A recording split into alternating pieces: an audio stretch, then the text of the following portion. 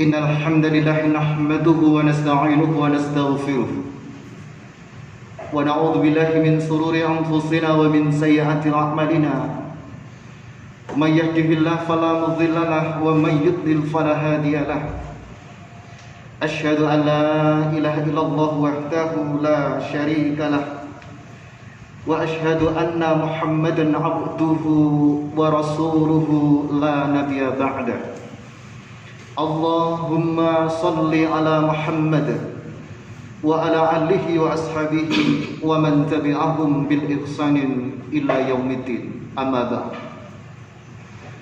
فيا أيها المؤمنون اتقوا الله حق تقاته ولا تموتن إلا وأنتم مسلمون قال الله تعالى في القرآن الكريم أعوذ بالله من الشيطان الرجيم الذي خلق الموت والحياة ليبلوكم أيكم أحسن عملا وهو العزيز الغفور يا أيها الناس اتقوا ربكم الذي خلقكم من نفس واحدة وخلق منها زوجها وبث منهما رجالا كثيرا ونساء واتقوا الله الذي تساءلون به والأرحام إن الله كان عليكم رقيبا يا أيها الذين آمنوا اتقوا الله وقولوا قولا سديدا يصلح لكم أعمالكم ويغفر لكم ذنوبكم ومن يطع الله ورسوله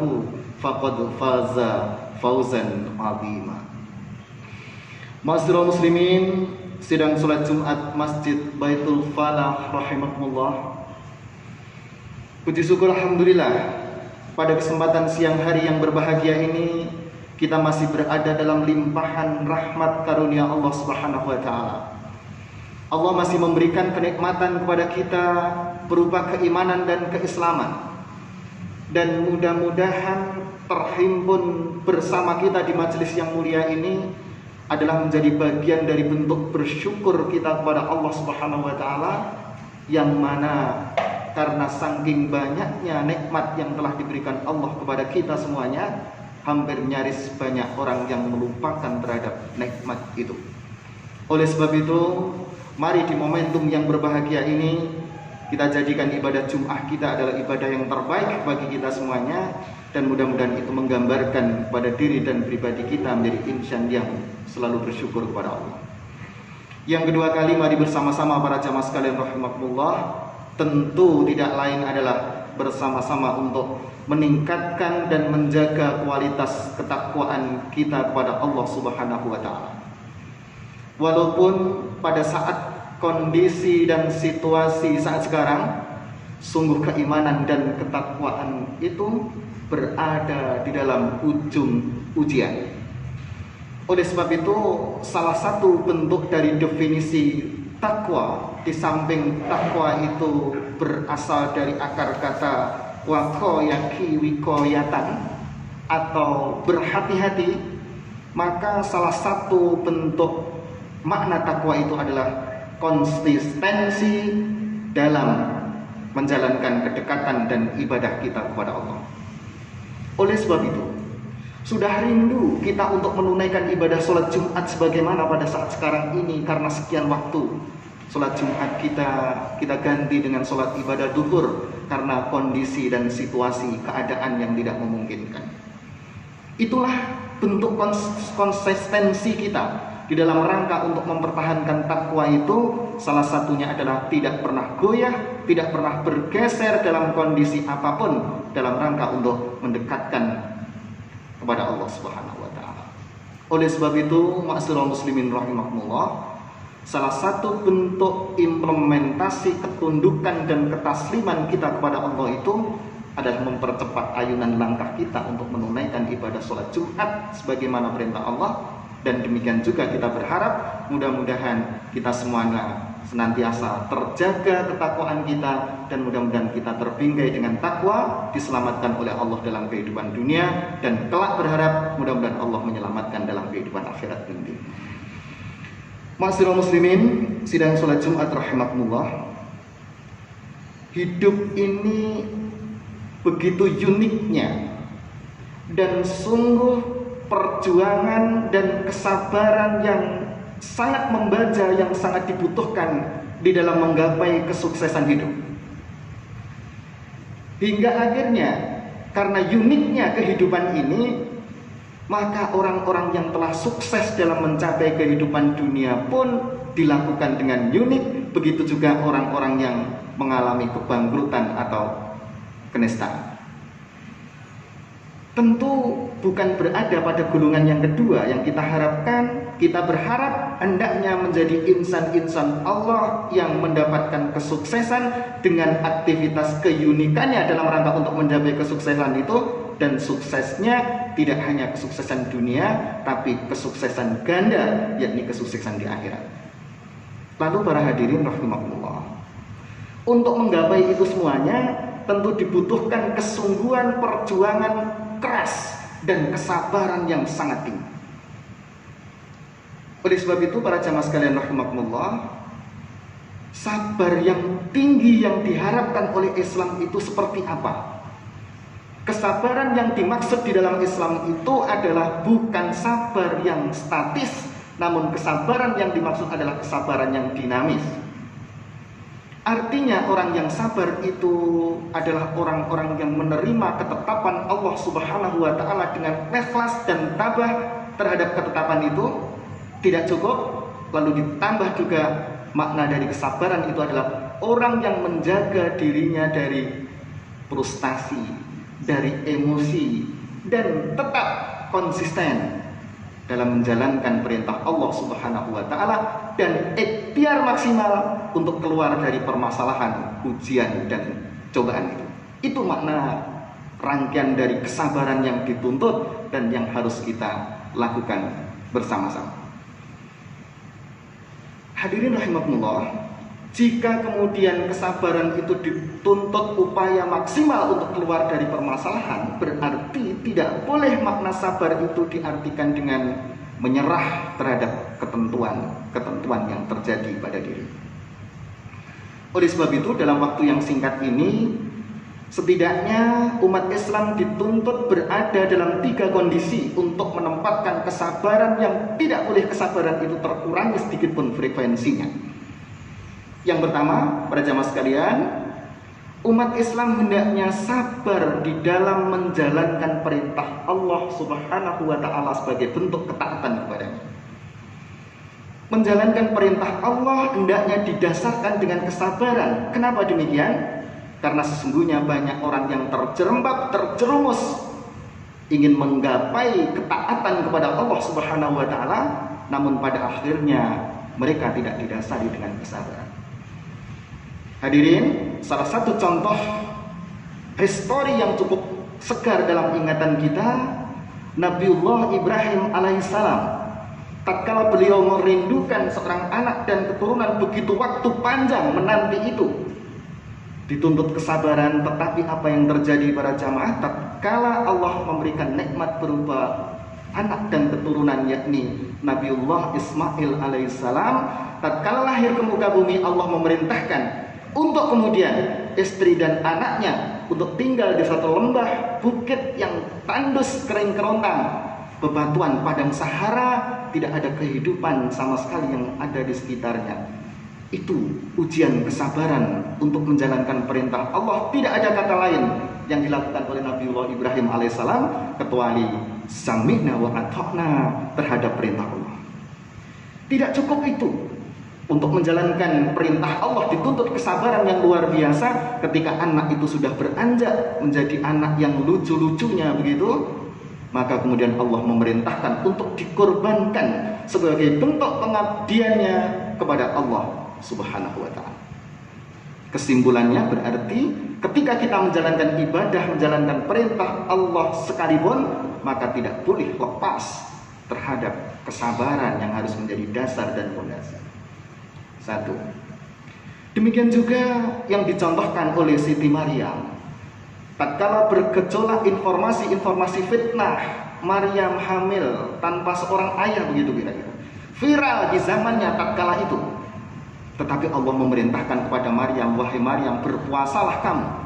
Puasa apa? Puasa untuk tidak berbicara. Karena sesungguhnya ketika kita melayani informasi-informasi yang berkembang seperti itu dengan informasi kejahilan itu sungguh tidak akan menyelesaikan permasalahan, tetapi justru akan fitnah yang berkembang. Apa? Allah nanti akan membuat rencana dengan skenario Allah Subhanahu wa taala yang sama sekali itu di luar dari mindset dan alam sadar Siti Maryam. Maka kemudian Nabi Isa alaihissalam diberikan mukjizat oleh Allah Subhanahu wa taala, bisa berbicara ketika bayi untuk menjawab dan menjelaskan terhadap permasalahan itu.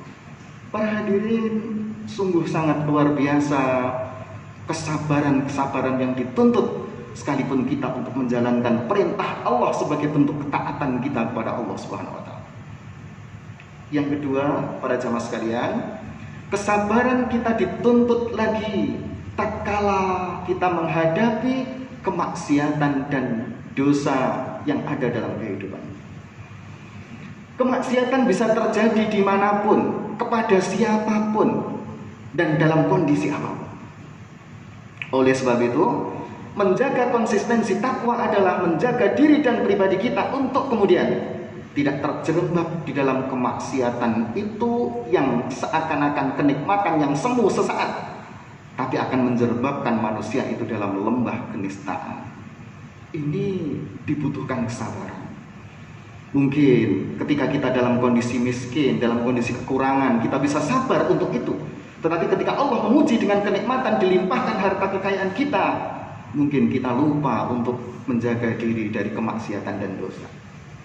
Yang ketiga, yang terakhir, kita dituntut pula oleh Allah Subhanahu wa taala untuk mempertahankan sabar kita sebagai bentuk konsistensi kita menjadi insan yang bertakwa tadi. Yang ketiga adalah sabar ketika menghadapi musibah dan sabar ketika menghadapi ujian dari Allah. Poin ketiga ini mungkin relevan dengan kondisi kita pada saat sekarang, para jamaah sekalian rahimakumullah. Dunia sedang sakit tanpa terkecuali negeri kita, dan bahkan di belahan negara-negara lain sedang mendapatkan ujian yang sama. Lalu kemudian orang-orang yang bertakwa kepada Allah dengan kualitas takwa dan menjaga konsistensi takwa, maka akan dipertanyakan di mana sesungguhnya positioning orang-orang yang beriman dengan kadar takwa yang tinggi itu. Disinilah sesungguhnya teskis dan ujian kita bersama. Para hadirin rahimakumullah, demikian wabah ini menjangkit dan terjadinya terporak-poranda segala sendi kehidupan umat, dari dimensi sosial, dari dimensi ekonomi, dari dimensi politik dan komunikasi, semuanya berada dalam kondisi carut marut. Lalu bagaimana posisi kita semuanya umat Islam yang beriman kepada Allah, yang mengaku diri kita orang-orang yang bertakwa? Hadirin rahimakumullah, setelah kehidupan ini nanti kita akan dihadapkan lagi dengan istilah yang baru kita kenal dengan di telinga kita, dengan new normal, kehidupan yang baru kira-kira, kemudian paradigma hidup yang baru, fenomena yang baru. Tetapi saya lebih memilih kata-kata itu untuk saat ini. Saya lebih memilih kata-kata itu dengan new reality, dengan realitas baru, yang mana kondisi yang normal seperti apa yang diharapkan dalam kurun waktu yang dekat tentu belum bisa menjawab terhadap kehidupan yang normal itu. Boleh mungkin kita bertanya kepada pedagang-pedagang kecil yang ada di pinggir-pinggir jalan, ekonominya apakah sudah normal? Kemudian bagaimana komunikasi kita, komunikasi yang normal, sudah normalkah kita menyampaikan pendapat dalam bentuk komunikasi? Lalu kemudian masih panjang kiranya waktu itu, perjalanan tahapan itu masih panjang kiranya, tetapi kita semuanya mempunyai kewajiban untuk mensukseskan itu, karena kita adalah bagian dari negeri ini dan seluruhnya sudah berupaya satu kata untuk menuju ke arah itu. Tapi realita kenyataannya yang mungkin perlu kita siapkan. Hadirin, oleh sebab itu musibah yang sedang menimpa pada negeri kita khususnya harus dihadapi dengan cara apa? Musibah ini harus dihadapi dengan muhasabah. Muhasabah yang seperti apa? Muhasabah yang tidak hanya introspeksi dan retrospeksi pada masa lalu, tetapi di samping introspeksi dan retrospeksi, muhasabah yang kita maksud pada kesempatan sekarang adalah muhasabah untuk memproyeksi dan muhasabah untuk mengantisipasi. Artinya apa? Mengingat kepada masa lalu adalah introspeksi untuk kemudian melihat apa yang akan kita lakukan di masa yang akan datang. Tetapi yang terlebih penting adalah menatap kepada masa depan dengan memproyeksi. Apa yang kemudian kita proyeksikan? Umat ini, positioning umat Islam, apakah kemudian dalam kondisi yang baru nanti umat Islam akan memproteksi diri dan jauh dari itu sehingga akan menjadi umat-umat kaum-kaum yang konservatif? Tentu tidak. Tetapi kita hendaknya berada di dalam kondisi umat Islam yang berkemajuan untuk menatap segala perubahan dan kondisi yang ada. Itu yang dimaksud dengan memproyeksi. Apa proyeksi yang ada? Kehidupan ke depan nanti sangat erat dan sangat ramah kita dengan informasi dan teknologi. Maka siapa yang mereka akrab dengan informasi dan teknologi, umat Islam khususnya, yang tidak alergi dengan informasi dan teknologi, sesungguhnya mereka yang survive untuk menghadapi kehidupan baru nanti.